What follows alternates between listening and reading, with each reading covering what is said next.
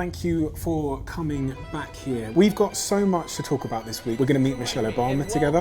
Next First Lady, Michelle Obama. I'm actually flying to America tomorrow morning to have a conversation with her. One of my burning questions is, how has she maintained a 32-year marriage to Barack Obama?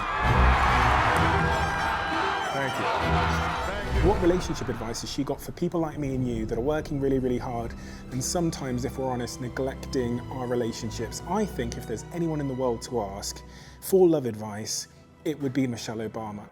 Think about your favorite company and now imagine that they let you see in every meeting, in every room from day one. Boy, I've forgotten how much work it actually is to start a company. It's a lot of work. We're building a media company and an investment fund. So what does that mean? In our studio, we create and scale new shows. You might have seen these flight studio shows, but they're really taking off. I mean, top 10 stars. We're live, we're all here at Flight Studio.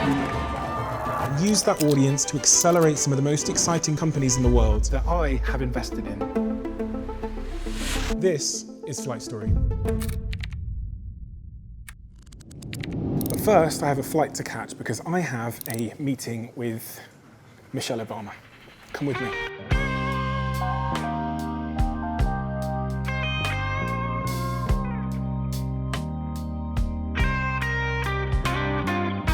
And for those that don't know, we record the show now in London, in New York and in LA. So I fly between the three recording the shows, and in fact all of our talent at Flight Story will be doing the same. So ahead of podcast recordings, because you have to sit there sometimes for 4, 5, 6, 7 hours at a time and speak to a scientist or someone that's super smart on a subject, the things I think about are hydration, and the bigger thing actually is for me to avoid carbs. And much of the reason why I do keto and I try and stay low carb pretty much all year now is because when I have glucose and high carb diets, I fluctuate so crazily that I find it hard to think during the podcast conversations, and I notice that I bumble my words. So a little bit of a word of advice for anybody who is presenting, pitching, has a big meeting, anything, a big sales pitch, a big investor meeting.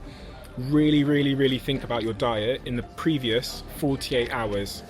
It has a profound impact. And actually right now, as I stand here, I've been basically on a ketogenic diet now for a couple of weeks, so my mind is very, very sharp. My words are coming out my mouth very fluently. Yeah.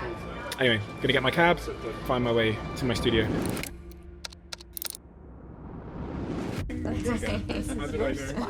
This is like my fake home. Oh, I love your house. Oh, thank you. Your library. Good to see you, man. Good to see you. How are you? I'm terrific. Thanks. How are you? Really good. How was the podcast yesterday? It was good. Yeah? Yeah, it was Good. good. Yeah.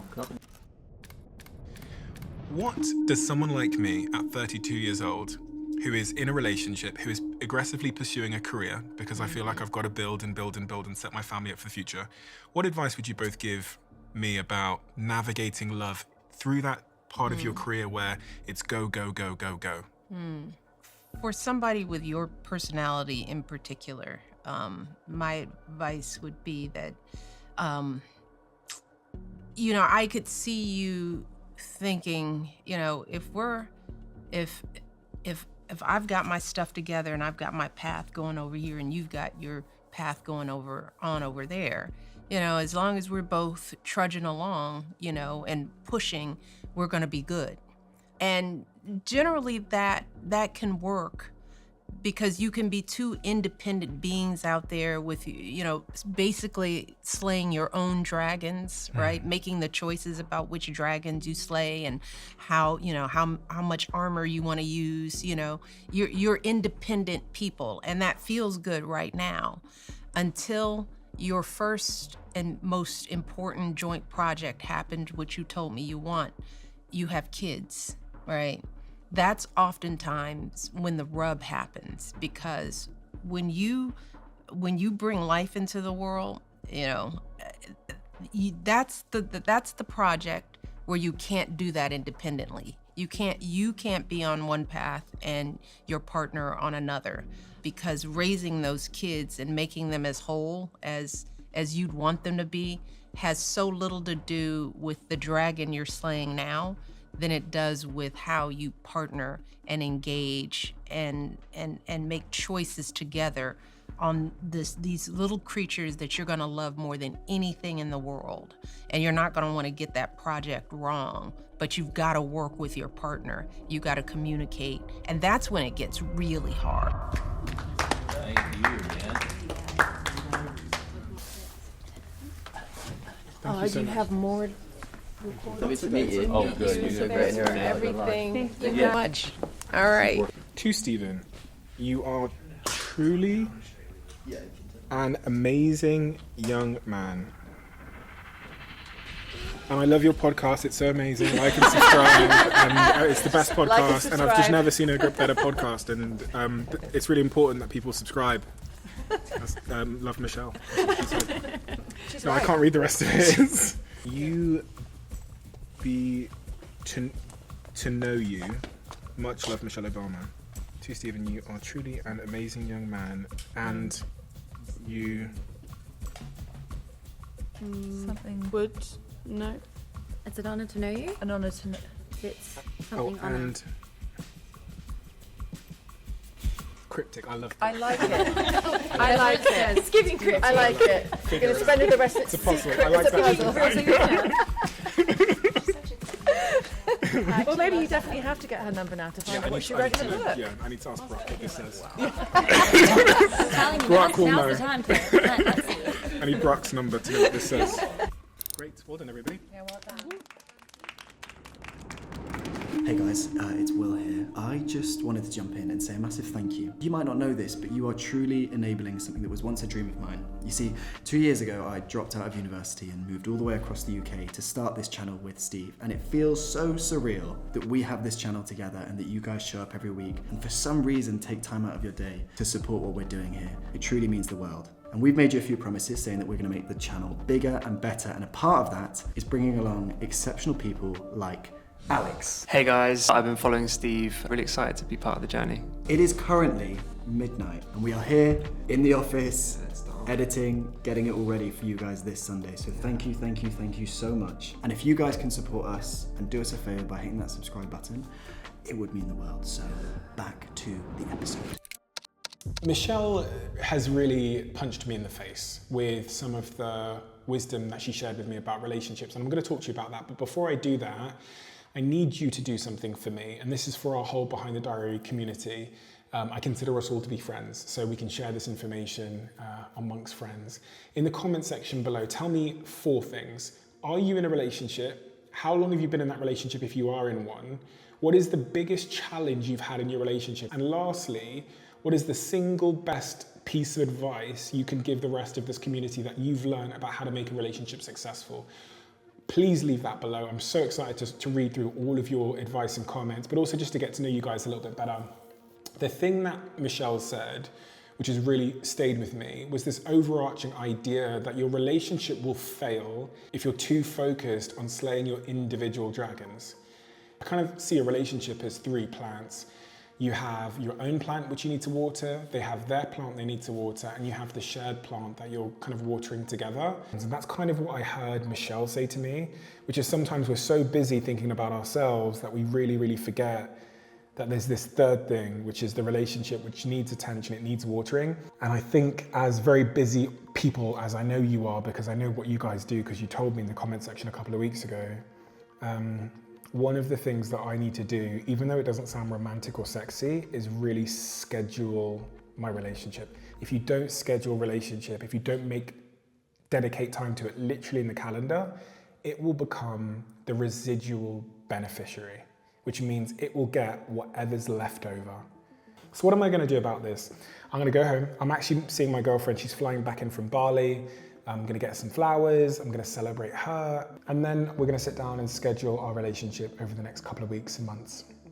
Put time in the diary for time to water that third plant, which is the relationship. And people ask me all the time, they say like, how do you have a relationship and also run the businesses? Well, actually, the thing that wisdom and age has taught me is that my relationship is actually the foundation of my businesses, because where I come home on those hard days and I have someone there for me and with me.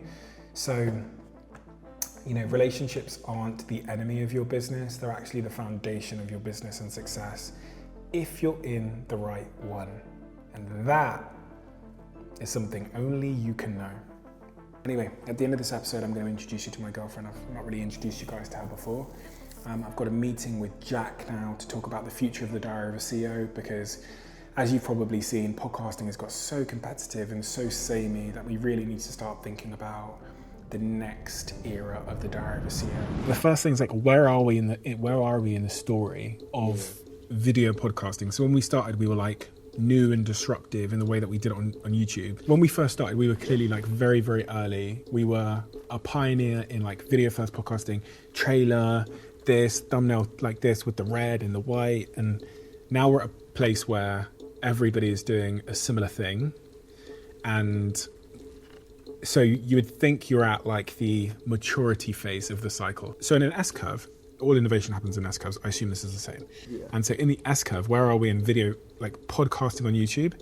We are here, where everybody is doing the same thing. You know, someone said to me in an interview, said the problem that you guys have is when you're like a smaller show, you're looking at someone else and you're trying to compete with someone else. You guys are just competing with yourselves. Yeah. So like you're not really looking what the innovation is happening. Like you have to become the innovation. Yeah. Which I feel like we are kind of trying to do. So there's all these iterations. There's like, okay, you can make the thumbnails better, you can make the titles better, we can ask better questions, we can even push to make better guests. That's going to get us a marginal improvement. So that's that game. Is we can win on, we book the best guests, we get Michelle Obama, we get Stuart Braun, we get Mr. Beast, play that game. And then there's the more radical approach.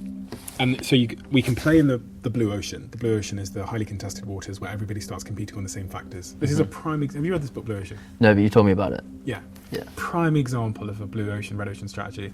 So we arrived in podcasting and we were in a blue ocean, uncontested waters. Yeah.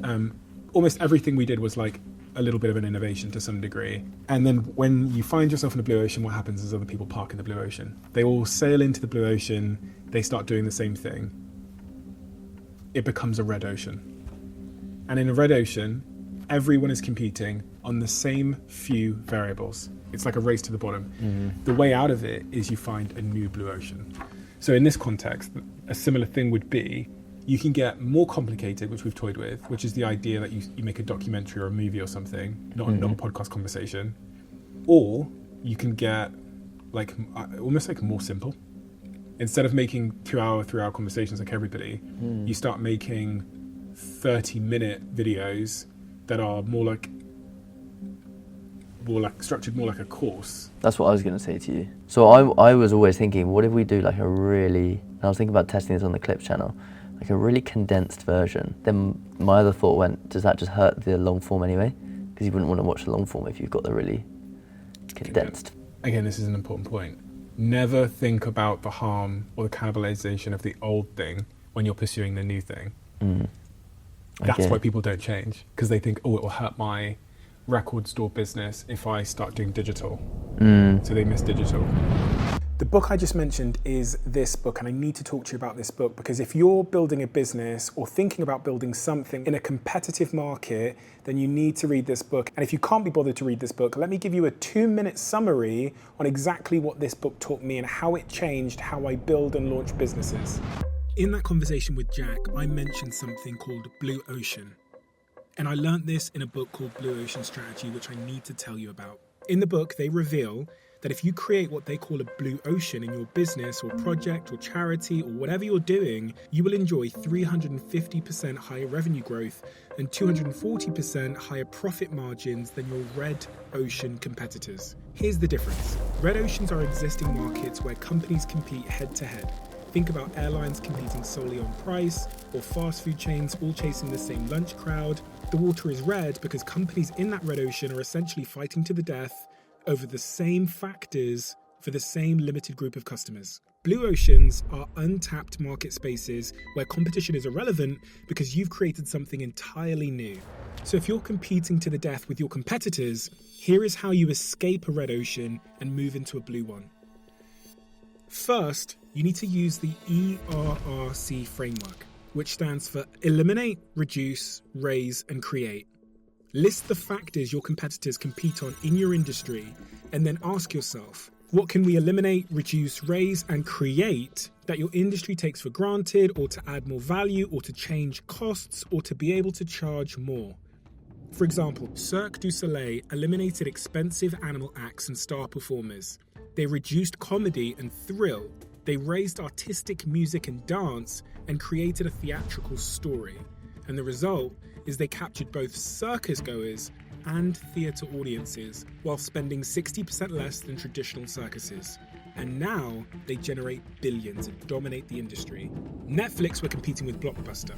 They won by eliminating late fees and store visits, reduced title-by-title rental hassle, raised convenience, and created a personalized recommendation engine. And the result? They have almost 300 million paying subscribers worldwide, and in 2024 generated $33 billion in annual revenue. And Blockbuster are dead. Uber, they eliminated phone call dispatch and cash payments. They reduced wait times and uncertainty. They raised real-time GPS tracking and driver rating transparency, creating a two-sided ride-sharing marketplace, and local taxi companies died in the red ocean. The next thing you need to do is target non-customers, not just existing ones. For example, Nintendo's Wii didn't try to outspec PlayStation or Xbox. Instead, they asked the critical question, who's not playing video games? And they targeted families, seniors, and casual players with motion controls. The Wii outsold both competitors combined, moving over 100 million devices. And here's the most important thing. The book found that first movers into blue ocean markets maintain their advantage for 10 to 15 years on average, because competitors struggle to copy what they don't understand. But this window doesn't stay open forever. I actually kind of think of Joe Rogan as occupying a blue ocean. And for 15 years, he's been number one because he moved into the market of long-form, host-led podcasts first.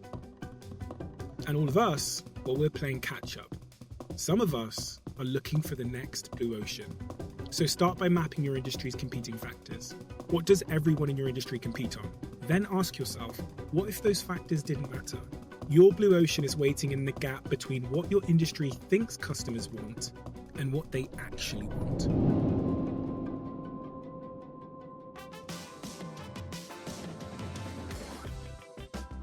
They are reminded to keep your seatbelts fastened whenever you are seated, and it must remain securely fastened whenever the seatbelt signs are on.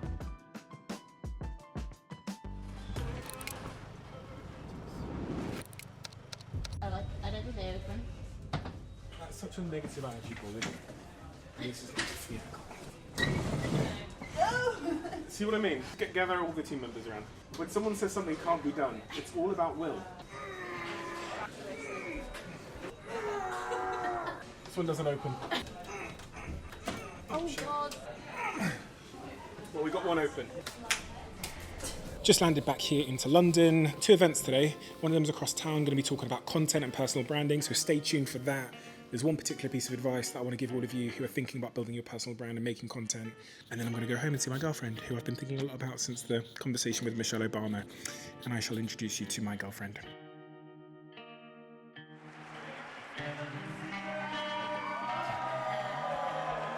I'm 32, so I was so gutted growing up that I wasn't part of the dot-com boom. And then this AI thing came along and I was like, what the fuck is this?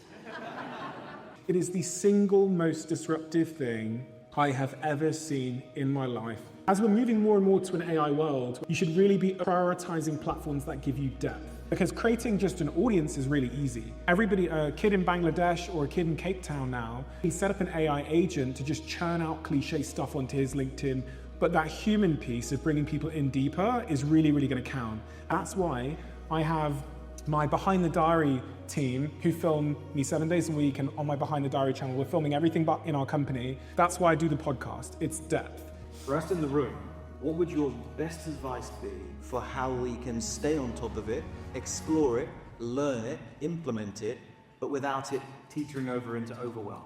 95% of the people sat around you will not respond to this. So if you're in that 5%, this is a tee-up to change your life. The truth as to whether it is a threat or a responsibility is purely found in your reaction. Go on there, start clicking some buttons, start learning what an LLM is, start listening to a couple of podcasts on it. It should be exciting for everybody. Playing field has been leveled, and it really comes down to you, your creativity, your ideas, your agency, your work ethic. What a time to be alive. Thank you. Thank you. Thank you. Thank you so much. Thank you. Thank you so much. Thank you. Good job. Thank you so much. Thank you. Thank you so much. Thank you. Well done, babe. Thank you so much. Well done. Good luck, mate. Thank you.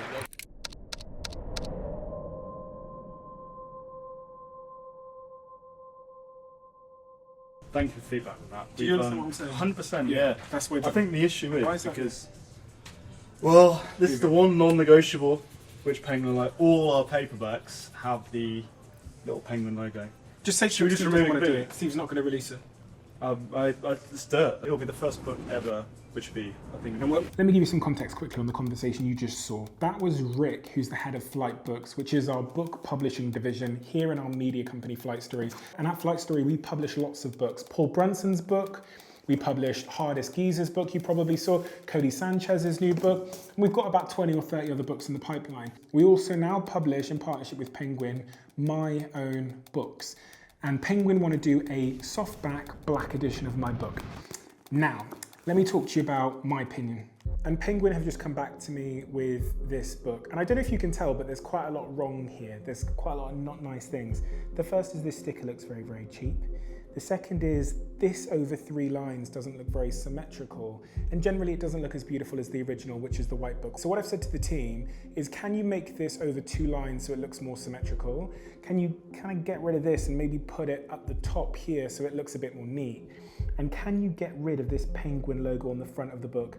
I've been told that there's no paperback book published by Penguin that doesn't have that little penguin on the front, but I don't want that penguin on the front because it ruins the aesthetic of the book, and I care most about the customer.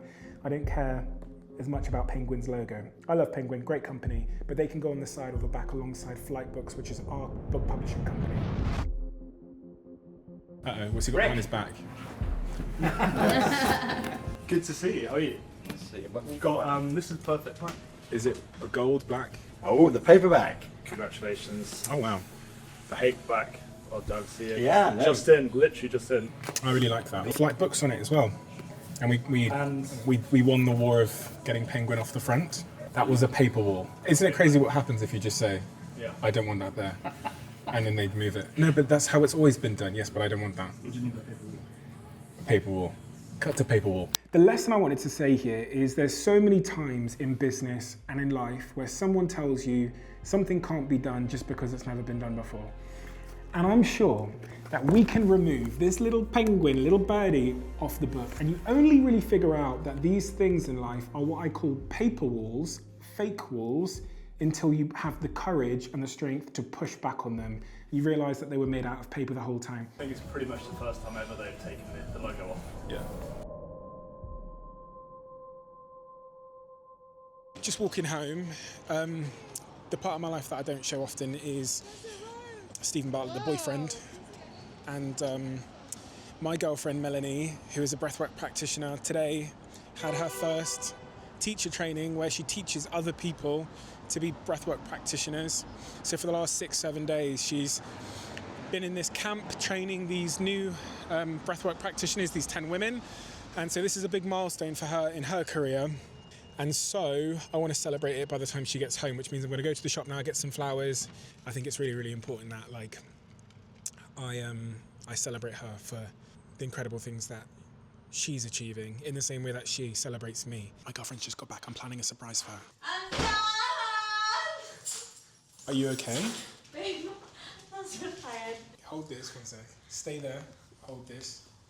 Stay. Wait. I got you a present! Thank you, Congratulations! To remember your first teacher training. First from many. Oh wow, this is me, babe. That is you. So we've got Mel, me and Mel together, and then Steven, the overthinker. Well done. Brilliant work. Brilliant work. Yeah, it's stunning, honestly. Wow. What a 5 days. What a beautiful 5 days. That's my dog. You gonna be on Behind the Diary? No. You have no choice in the matter. Hello, that's me, Mel, and my lollipop. What happened? I cut my finger. I was impatient in the kitchen. I was overthinking about many things and then I chopped my finger. What do you think of Behind the Diary? I think it's great. And to do it on Sunday, it's like a ritual, Sunday ritual. Yeah, it feels like the right day to watch a vlog, doesn't it? It's good, yeah. It's helping us figure out the system of recording, shooting, all those kinds of things. So. And you can also know from the comments, like what people like to see, no? Yeah, I look at the comment section every week. It's the first thing that I do when it goes live. I'm like, spend 2 hours, me and Will, looking at the comments, screenshotting comments, putting them in our WhatsApp group, feedback. Some of you said that certain sections you couldn't hear well, so we improved the audio. This is also why I hold this thing all the time now, because it kills us, it absolutely kills us, breaks our heart when the vlog goes out and there's a certain important section where we didn't have great audio. So even me holding this was something that people asked for. Enjoy the watch. Bye. We should definitely move on that.